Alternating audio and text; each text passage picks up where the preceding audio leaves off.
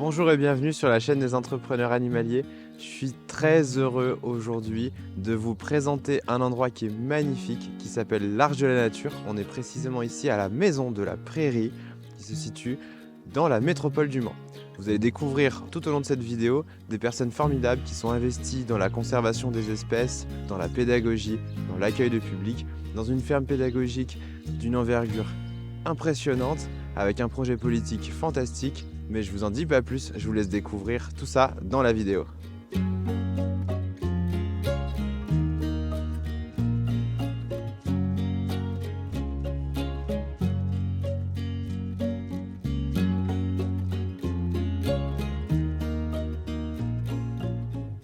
Donc le matin, nous on commence par faire notre petit tour, on commence par soigner les gros animaux, puis on finit généralement par la basse-cour. Alors aujourd'hui en plus ce qui est particulier, c'est qu'on va le faire aussi avec les enfants parce qu'on est en pleine classe ferme, donc c'est 3 jours de découverte et en immersion avec une classe d'enfants et qui ne rentrent pas chez leurs parents, donc ils dorment sur un site à l'extérieur. Donc là il y a vraiment une immersion au cœur de la ferme avec toutes les activités qu'on propose durant ces 3 jours.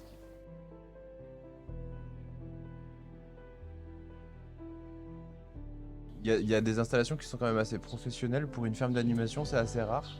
Oui, c'est vrai qu'on s'est équipé avec du matériel professionnel, hein, que ça soit à la fois pratique pour nous, utilisateurs, et adapté pour les animaux aussi, et puis qu'il y ait une certaine quand même solidité du matériel. Quand on dit qu'on élève des cochons, c'est pas des bâtiments de 500 mères, voilà, on a juste une mère avec ses petits, on a les 2-3 autres cochons qui eux sont retournés dehors maintenant à la saison. Donc voilà, on est à vraiment à petite échelle. Après, on n'est encore une fois pas une ferme de production, mais on est bien une ferme de conservation et puis une ferme pédagogique. Après, on a un lien particulier ici quand même avec les animaux. On crée la complicité tout de suite, dès leur plus jeune âge, on va dire, pour les mettre en confiance et puis voilà, les rassurer et puis qu'ils soient habitués au contact du public, tout simplement. On n'a qu'un individu représentant du Blanc de l'Ouest pour le moment, on va aller la voir. Et puis en Bayeux, on a donc deux jeunes truies et un vérin. Moi, je me posais une question en termes de biosécurité. Oui. Parce que les porcins, c'est probablement les plus compliqués à gérer, surtout quand on reçoit du public. Est-ce que vous avez des problèmes particuliers ou des choses sur lesquelles il faut faire attention quand on reçoit beaucoup de gens et qui peuvent être en contact régulier avec les cochons? Et là, vous pensez par exemple à la fièvre porcine, des choses comme ça? Ouais, par exemple. Notamment. Alors il y a ça, et puis il y a la grippe aviaire. Il y a 2 animaux en Oui. ce moment, hein. C'est quand même les volailles et les cochons. Après, on est formé hein, par rapport à ce plan de biosécurité. Alors pour la partie volaille, c'est assez strict. En fait, on coupe l'accès au poulailler, donc les gens ne rentrent pas. Pour la partie des cochons, on a dû doter le passage. Parce qu'il y a les gens, mais il y a aussi les cochons sauvages, les sangliers. Oui. Et là, c'est là où le risque de transmission est plus important. On est quand même un site où il y a beaucoup de sangliers, C'est justement. ouvert, ouais. Donc il a fallu qu'on adapte et qu'on mette en place certaines infrastructures, des barrières, du barriérage, des fils électriques. En revanche, par rapport au public, on a la possibilité de faire circuler le public dans cette allée-là Ouais. pour qu'ils puissent quand même tout simplement observer et caresser éventuellement les cochons. Ça, c'est pas interdit. D'accord. Là, qu'est-ce que tu nous proposes d'aller faire? Alors là, on va aller en bergerie préparer le biberon parce qu'on a une brebis donc, de race Belle-Île, donc race du Grand Ouest, c'est une race qui est prolifique, donc qui a tendance à faire alors très souvent 2, mais ça arrive, et c'est pas exceptionnel d'en avoir 3, voire 4. Le problème, c'est que les brebis sont dotées que de 2 tétines. Et n'ont pas le corps fait spécialement pour recevoir systématiquement 3 ou 4 petits. Donc ça reste des gestations et des naissances à risque d'une part. Et puis c'est surtout que, et heureusement, la plupart du temps ça se passe bien, mais il faut complémenter en lait parce que la mère n'a pas assez de lait, donc c'est biberonnage, voilà. Et vous les baptisez à partir de quel âge? Alors on leur donne un prénom, alors on baptise ceux qu'on garde généralement. Là, ça va pas tarder quand on va commencer à faire l'annonce. Souvent, ça, c'est des choses où on fait participer le public, c'est-à-dire qu'on envoie un petit message sur les réseaux ou sur le site, même in situ, où on met, voilà, n'hésitez pas à donner vos idées de prénoms pour les animaux. Et puis après, il y a un tirage au sort qui est fait parmi les noms les plus cités, on va dire. Et puis sont retenus ces prénoms les plus cités par le public. Alors ça, c'est la bergerie en fait. Déjà, c'est le bâtiment donc, dans lequel on va mettre nos chèvres et nos moutons pour l'hiver. Enfin, une grosse partie du cheptel, en tout cas ici, puisqu'on va avoir comme ça nos animaux et sous surveillance, surtout toutes les mères gestantes en fin de compte. Et puis, ça permet aussi au public qui vient se balader sur la ferme de continuer de voir des animaux à l'abri, même par mauvais temps. Sachant qu'en plus, on a quand même une difficulté ici sur ce site, c'est qu'on est sur des terrains inondables. Donc autant l'été, on a des terrains qui sont du coup frais et riches en herbes justement, donc ça c'est intéressant. Autant l'hiver, les parcelles sont trop mouillantes et on ne peut pas se permettre de laisser nos animaux dehors l'hiver. Donc c'est impératif, il faut qu'on rentre nos animaux au sec, ou éventuellement sur d'autres parcelles qui sont situées un peu plus hautes sur le site et qui sont hors d'eau, on va dire.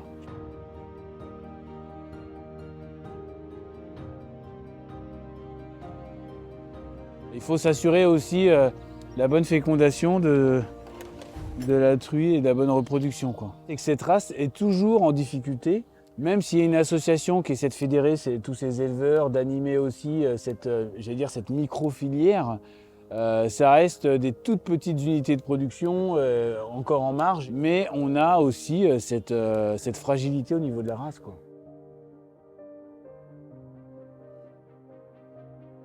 On doit avoir des animaux fiables et qui soient surtout pas stressés quand on va les voir et même qu'ils aient envie de nous voir. Donc ça passe par ces instants où on prend un peu le temps le matin justement avant que le grand public arrive. On va voir nos animaux, on va les gratouiller, les caresser et créer ce lien et ce contact en fait. Et alors qu'est-ce qu'on va voir comme race? Donc là on va avoir deux races bretonnes, la Froment du Léon et la Bretonne Pinoire. La Froment du Léon, là, la marron qui est sur votre gauche, a fait son petit veau là, il y a un bon mois maintenant. On l'avait mise en observation, on va dire, pour la surveiller à l'étable. Et pour pas qu'elle soit toute seule avant qu'elle mette bas, on avait mis aussi la petite génisse à côté Bretonne Pinoire, justement, pour qu'elle se sociabilise aussi un petit peu, parce que sa mère a du caractère. Elle, on a pensé tout de suite qu'elle allait hériter du caractère de la mère aussi, et donc pas très docile. Et finalement, en la mettant à côté de l'autre, déjà socialement, elles se sont trouvées, et puis ce sont plus ou moins des copines maintenant. Et puis elles se sont surtout habituées au public, parce que quand elles sont à l'étable, le public approche à moins d'1 mètre des animaux. Donc ça force un peu, on va dire, la main pour le contact. Mais ça les habitue et finalement maintenant, là où on avait un animal sur lequel on n'a jamais pu mettre la main dessus pendant quelques mois, aujourd'hui, elle vient nous voir ou on va la gratouiller, la caresser, quoi. Donc elle peut être en contact même avec des enfants, par exemple? Alors, on commence tranquillement à le faire parce qu'il y a quand même la question de la sécurité du public, hein. On ne peut pas tout se permettre non plus.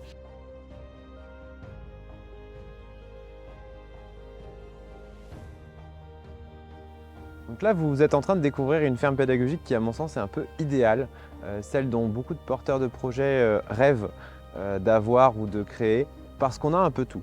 Vous avez un lieu qui est magnifique, qui a beaucoup d'espace avec des écosystèmes un peu différents. Vous avez beaucoup de moyens qui ont permis de créer des bâtiments qui sont sublimes avec des installations de qualité.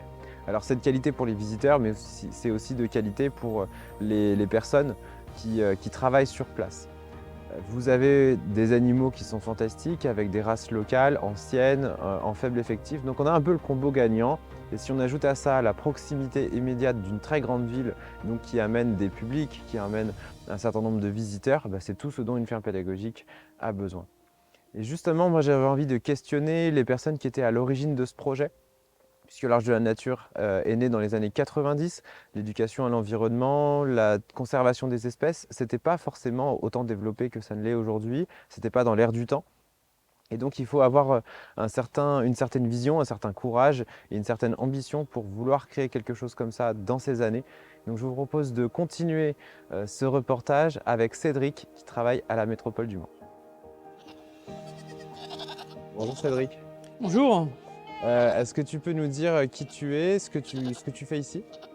Donc Cédric Le Breton, je suis chargé de communication à l'Arche de la Nature. depuis 98.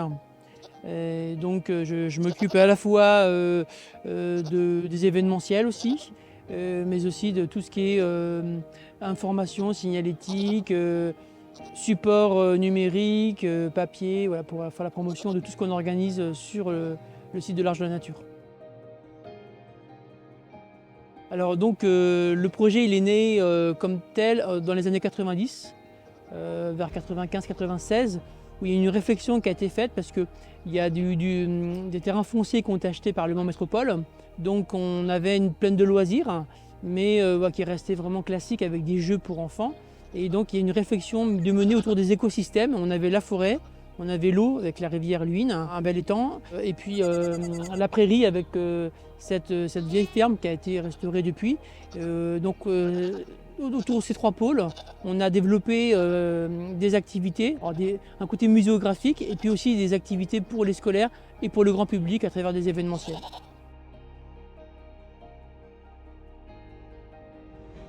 C'est un parc naturel mais qui est vraiment connecté à la ville, donc pour que les gens puissent aller se promener, faire du vélo en toute sécurité, il n'y a pas de véhicules motorisés. Alors, ce qui est intéressant, c'est la biodiversité, le parcours de l'eau, la défense des races anciennes. Tout ça, c'est des sujets qui sont très d'actualité. Mais si on remonte dans les années 90, c'était pas vraiment un sujet très porteur. C'est clairement une décision politique des élus à l'époque. Oui, en effet, qui était un peu en avance sur leur temps, parce que c'est vrai qu'on n'en parlait pas tant que ça. Et puis, quand on voyait un bel espace comme ça, à 500 hectares aux portes du Mans, il y a une ville de l'autre côté qui coince aussi. Donc le parc, il est vraiment encerclé par le milieu urbain. Donc c'est vrai que c'est une valeur immobilière importante. On aurait pu faire construire des logements, par exemple. Mais non, ça a été préservé et aujourd'hui, voilà, c'est devenu un espace que tous les habitants de l'agglomération apprécient énormément et on ne pourrait pas revenir dessus.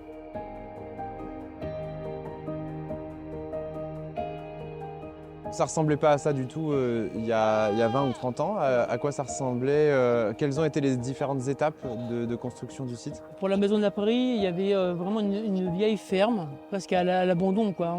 On a conservé le corps du bâtiment, on l'a retapé, mais du coup tout autour on a ajouté des bâtiments en bois. Comme ici, on est sur une ferme conservatoire, on veut mettre en valeur les animaux de race assez rares, en voie de disparition, et plutôt des races locales. Et de la même façon, dans le jardin, on va mettre en valeur des variétés de végétaux, de légumes, de fruits qu'on ne trouve pas forcément dans le commerce. Je voudrais juste vous montrer quelque chose que je trouve super intéressant. Ici, vous avez des bacs de culture qui sont faits pour des personnes en fauteuil roulant, donc avec des installations qui sont faites par une entreprise qui s'appelle Terraform. C'est français.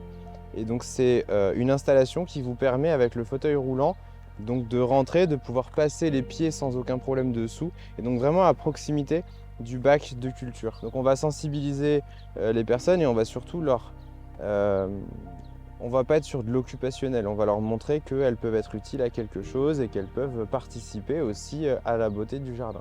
Donc je trouve que cet endroit il est assez magnifique parce qu'on montre tout le travail d'inclusion qui a été fait par le site. Ça n'empêche pas d'avoir autour tout un tas de bacs de culture plus classiques, mais ceux-là sont pas mal. Il y a tout un travail qui a l'air d'être mis en place sur l'accessibilité. C'est un projet politique aussi. Oui, alors on essaie d'accueillir des groupes de personnes à mobilité réduite. Parfois il y a des dérogations pour des minibus avec des personnes en fauteuil. On a aussi des véhicules hypomobiles donc, qui transportent des personnes qui ont du mal à marcher, parce qu'il faut marcher au moins 1,5 km, voire à 2 km en fonction du parking où on se trouve pour accéder au site. Ça c'est aussi une particularité, on ne se gare pas au pied de la maison de la Prairie, il faut faire une petite balade avant de pouvoir apprécier tous les animaux qu'on entend, là, les chèvres, les volailles, on n'entend pas, mais les brebis, il y a les cochons, il y a les vaches. Ouais.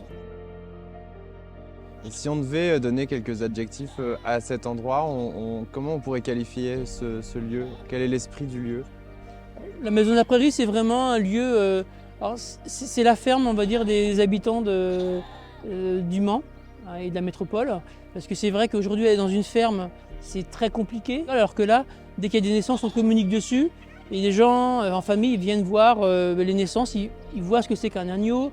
un chevreau, un porcelet, voilà. Puis on explique un petit peu comment il y a du sevrage, voilà, comment faire des animaux, les différentes races. Et c'est vrai que tout ça, c'est pas forcément quelque chose qu'on peut voir quand on habite en ville ou en périphérie de la ville.